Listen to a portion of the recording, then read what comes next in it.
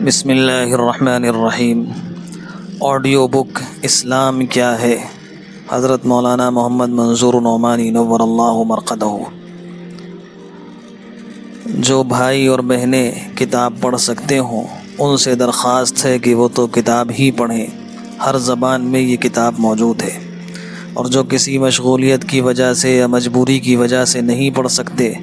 ان کے لیے انشاءاللہ اس کا سن لینا بھی نفع سے خالی نہ ہوگا۔ اب کتاب شروع کی جاتی ہے۔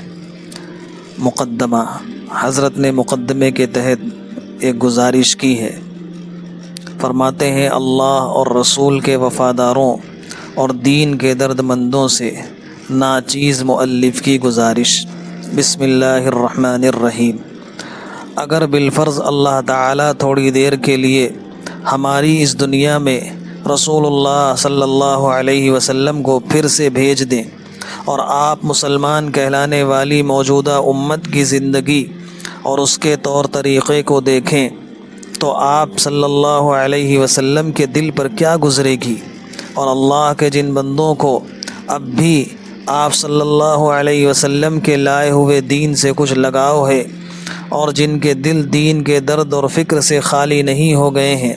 ان کو آپ کا پیغام اور فرمان کیا ہوگا۔ اس عاجز کو اس میں ذرا بھی شک نہیں ہے کہ مسلمان کہلانے والی قوم کی اکثریت کی موجودہ غیر اسلامی زندگی اور حد سے بڑھی ہوئی غفلت اور معصیت کو دیکھ کر آپ کو اس سے بہت زیادہ روحانی اور قلبی تکلیف ہوگی جتنی طائف کے شریر کافروں کے پتھروں سے اور احد میں ظالم مشرکوں کی خونی حملوں سے ہوئی تھی۔ اور دین سے اخلاص اور وفا کا تعلق اور اس کا درد اور فکر رکھنے والے مسلمانوں کو آپ کا پیغام یہی ہوگا کہ میری بگڑی ہوئی امت کی دینی حالت کی درستی کے لیے اور اس میں ایمانی روح اور اسلامی زندگی پھر سے پیدا کرنے کے لیے جو کچھ تم اس وقت کر سکتے ہو اس میں کمی نہ کرو، اور اس بندے عاجز کی اس بات کو اگر آپ کا دل قبول کرتا ہے تو اسی وقت فیصلہ کر لیجئے اور اپنے جی میں طے کر لیجئے کہ آئندہ سے اس کام کو اپنی زندگی کا جز بنا لیں گے۔ یہ عاجز بندہ اپنے دل کے پورے یقین کے ساتھ عرض کرتا ہے کہ اس وقت اللہ تعالیٰ کی رضا حاصل کرنے اور رسول اللہ صلی اللہ علیہ وسلم کی روح پاک کو مسرور اور مطمئن کرنے اور آپ کی دعائیں لینے کا یہ خاص الخاص ذریعہ ہے۔ یہ چھوٹی سی کتاب جو اس وقت آپ کے ہاتھ میں ہے، یہ بھی اسی دینی اصلاحی کوشش کے سلسلے کی ایک کڑی ہے۔ یہ خاص طور سے اسی واسطے لکھی گئی ہے کہ معمولی لکھے پڑھے مرد اور عورتیں بھی اس کو خود پڑھ کر اور دوسروں سے پڑھوا کر اور مسجدوں اور مجمعوں میں عام مسلمانوں کو اس کے مضامین سنا کر اپنے میں اور دوسروں میں ایمانی روح اور اسلامی زندگی پیدا کرنے کی کوشش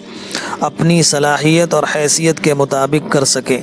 اور اللہ تعالیٰ کو بے حد راضی کرنے والے اور روح نبوی صلی اللہ علیہ وسلم کو بہت زیادہ خوش کرنے والے اس کام میں اپنے مقدور کے مطابق حصہ لیں۔ اللہ تعالیٰ کی توفیق سے اس چھوٹی سی کتاب میں پورے دین کا لب لباب آ گیا ہے، اور قرآن و حدیث کی وہ سب تعلیمات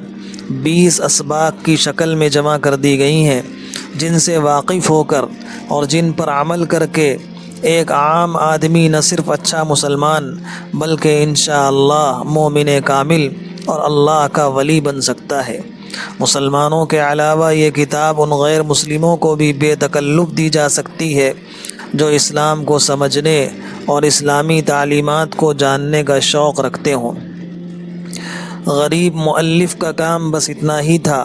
کہ اللہ کی مدد اور توفیق سے اس نے یہ کتاب مرتب کر دی،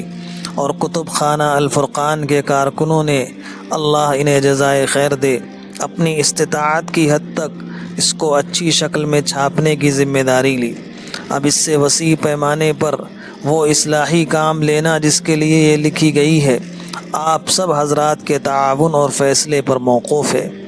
اگر اس عاجز کے پاس مالی وسائل ہوتے تو ہندوستان کے حالات کا تو خصوصیت سے تقاضا تھا کہ لاکھوں کی تعداد میں یہ کتاب چھپوائی جاتی اور ہندوستان میں رہنے والے ہر لکھے پڑھے مسلمان کے پاس اس کا ایک ایک نسخہ پہنچا دیا جاتا، لیکن اللہ کا معاملہ قدیم سے کچھ ایسا ہے